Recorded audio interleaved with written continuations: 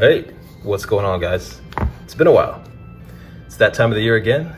Brand new tech being released every few weeks.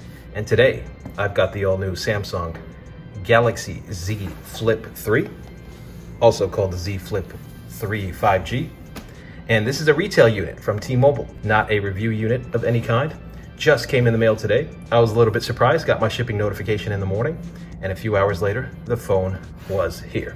So I got this in the cream color. You see the box here has a Z in the color of the phone that you got. It says Galaxy Z Flip 5G on the bottom in black. On this side, you got Samsung branding. On the other side, Galaxy Z Flip 3 5G branding. On the back, some notes, specifications on the phone. Tells you what comes in the box. Looks like no charger in the box. This is the 128 gigabyte variant, and you see what's listed on there. On the bottom, some serial number info. I've got that covered up. On the top, nothing. So let's get this thing unboxed. This could be the foldable that takes foldables mainstream. What do you think about that? Well, the price is about $1,000 for the base model, which is in line with most flagships. So I would say that yes, it's possible that this takes flagships mainstream, although there are a couple of sacrifices, which I'll talk about. Here you have the device unfolded in all its glory. Let's take that out, put that off to the side just for now. See what else is in the box. These boxes have gotten super thin, as you can see. Not much in them. You've got some booklets, guide info, I'm sure. Let's take a look. And what do we have here? Okay, there you go.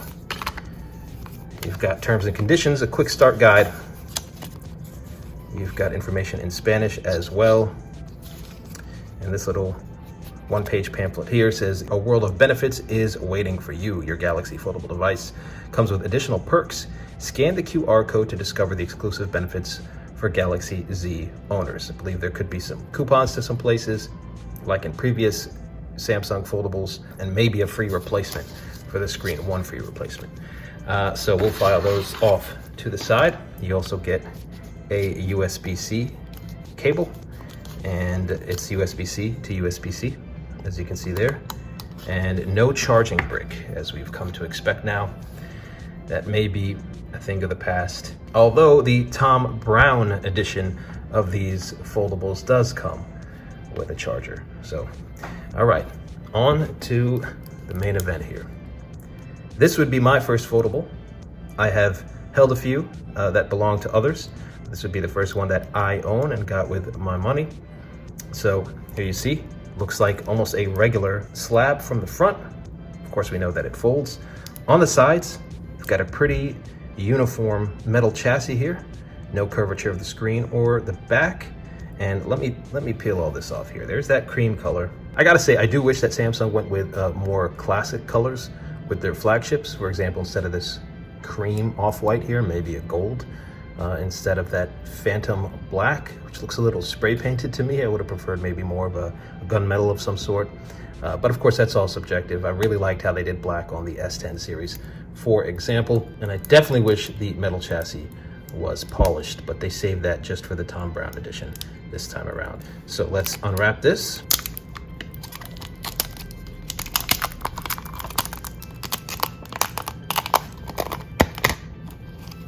Okay, Galaxy Z Flip3 5G. And I gotta say, already, I do feel like it is a little bit thinner in the hand than my S21 Ultra. And it is a little bit less wide unfolded, maybe slightly taller as well. But the aspect ratio, of course, is more narrow on the flip. But when you have it unfolded here, it is a little bit easier to hold. So that's interesting. Let's take a quick tour around the hardware. You seem to have uniform bezels here. You've got your front-facing camera. On the sides, of course, as mentioned, the metal chassis. You have your fingerprint reader right here. Also doubles as a power button. You've got your volume rocker as well. And this is that metal chassis we talked about that is more of a brushed and matte finish, which is a bit more in line with some of the more mid-range phones these days, no matter what the manufacturer is, but still a beautiful device nonetheless. Of course, on the back, you've got two cameras there. You've got your main sensor there, regular wide angle, and you've got your ultra wide angle there. So you don't have the full camera array that you get on the S21 Ultra. So if you want all the fancy stuff, foldables may not be for you just yet, but your main shots are gonna be fantastic on this device as they are on the S21 Ultra, at least from early reviews. We'll test that out for ourselves. Looking at the other side here, you've got your SIM tray, and I believe this is an antenna for 5G. On the top, you've got a microphone, and on the bottom, you've got a microphone, your USB-C port, and your speaker grill. Stereo speakers on this, of course, coming out of the top here and on the bottom. There does also seem to be a screen protector here. Usually I take those off. I'm not a huge fan of screen protectors, but on this much different display here, not Gorilla Glass on the front, however it is Gorilla Glass on the back. It's Victus, I believe. I will probably be keeping the screen protector on for now. Of course, talked about the camera lenses. Here is your flash, and of course this is the outer display, which is a lot bigger this time around, displays a lot more information, a lot more useful, so I look forward to playing around with that. So let's power this thing on without further ado. Greeted by Samsung Galaxy branding now, no longer the name of the phone. Let's put this down here. And FYI, it does not let you set your phone up without a SIM card anymore. I don't know if that is just a carrier thing or if it does that on the unlocked models as well, but I had to insert my SIM in order to get this thing started. All right, early impressions, guys. I really like how narrow this phone is, and I wish Samsung made their top of the line flagships kind of the same narrowness. Now, maybe I could do without the aspect ratio. It's a little bit tall. That's fine for foldables, I guess, but I just like how much easier this is to use full time with one hand. But I want that in the same premium build as the Ultra line. I do not want a plastic back, and I want all of the camera and display and hardware goodness of the Ultra. I really don't know why other companies can give us the full flagship experience in a smaller form factor, but Samsung cannot. Well, we know they can, they're just choosing not to. But I digress. Getting your phone ready. This may take a few minutes.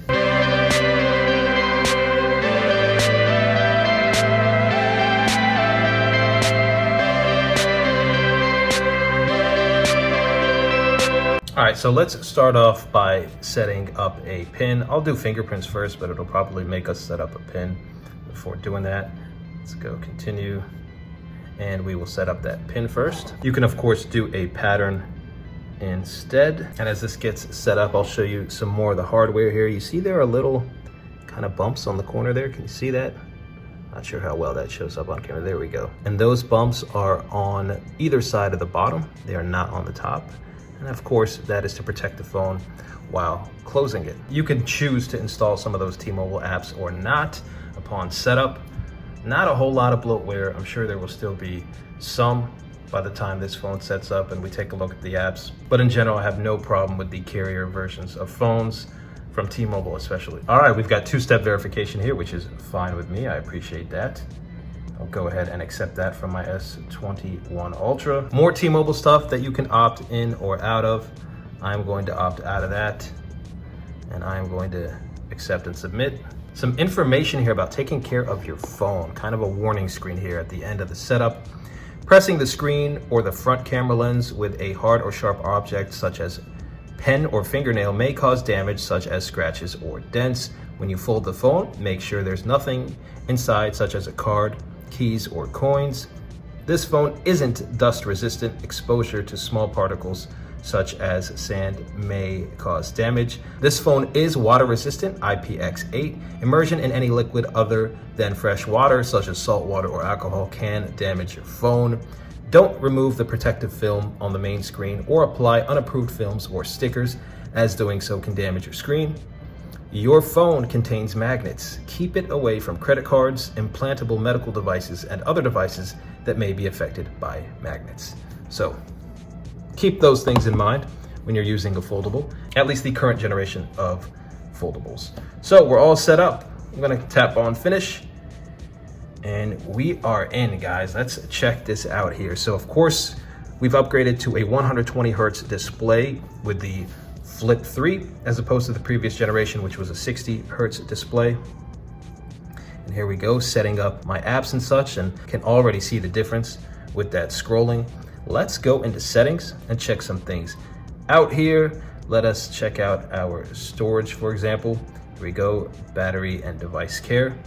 And out of the box, 128 gigabyte version gives you about 100 gigabytes to work with. As you see there, the storage used 27.6 gigabytes on this T-Mobile model, roughly 100 gigabytes to work with there. First thing I'll do, let's see, let me go into display and check that out. Let's switch to dark mode. There we go. Motion smoothness, you can stick with adaptive. If you go to standard, it goes down to 60 hertz. So let's stick with that. Eye comfort shield, have that off for now. Screen mode, I'm gonna stick with vivid.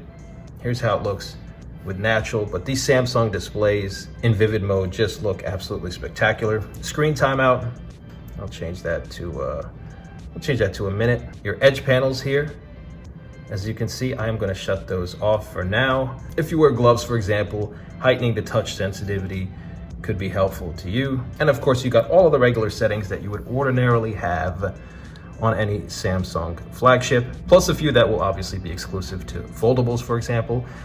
Like for instance, cover screen. We don't have a cover screen settings section on our S21 Ultra, for instance, so let's take a look at that. Clock style, here's how it is by default. It's that cream color. I'll keep the style as it is for now, maybe change the color to something a little bit more summery. I like that one. You can add a background image if you want. I'll show you all of the different styles here. There you see, we've got, about 11 styles to choose from. Pick the one that suits you the best, obviously. A very minimalist style there. Got your analog clock styles as well. If you need to know the time in another city, you can do that. So go back to here and tap on done. Widgets, you can decide which widgets show up on your cover screen. I am going to enable weather, today's schedule, sure, why not? Next alarm, okay. Samsung health, timer, I don't need those. I'll keep those off for now. Go back. And you can also, by the way, reorder them apparently, so that's cool. Let's go back again.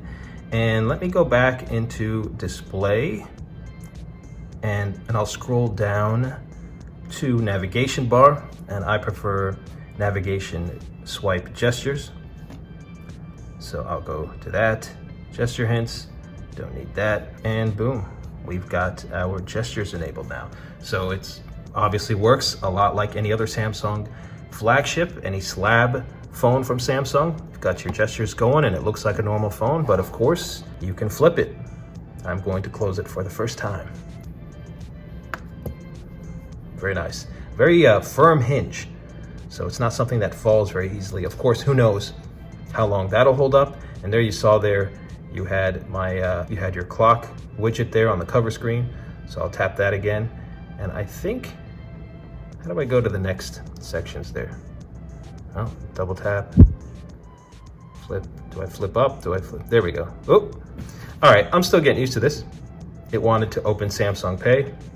So that's pretty cool. You can open Samsung Pay from your cover screen without having to flip the phone open, but we will flip it open here.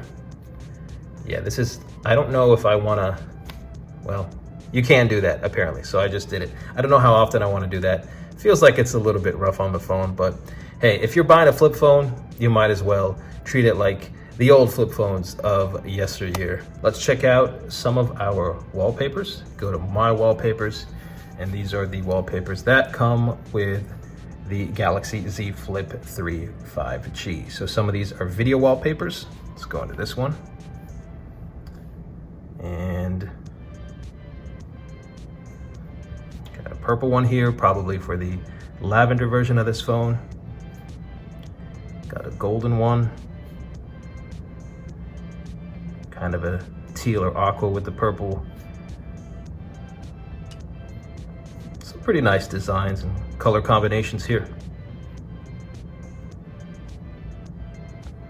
And then you have some that are just static images. So these are the wallpapers that come with your Galaxy Z Flip 5G. And of course you can customize with a video or image of your own on these Samsung phones, which is really cool. I'll probably do that just as I have on my S21 Ultra, for example, where I've got a custom video as well. So that is it, guys, an unboxing and first look at the Samsung Galaxy Z Flip 5G. Quick side-by-side comparison here with the S21 Ultra.